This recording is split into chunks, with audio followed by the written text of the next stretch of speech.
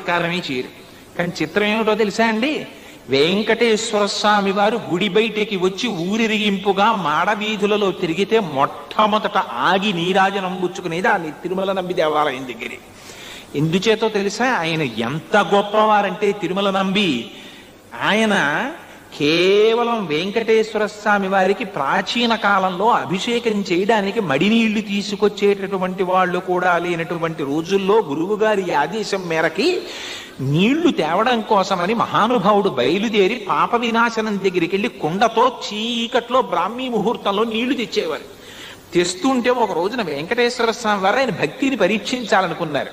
అనుకుని లోకానికి చాటి చెప్పాలని ఒక చిన్న బోయవాడి రూపంలో వెనకాతలు వచ్చి తాత తాత దాహం వేస్తోంది నీళ్ళు ఇవ్వా అన్నారు.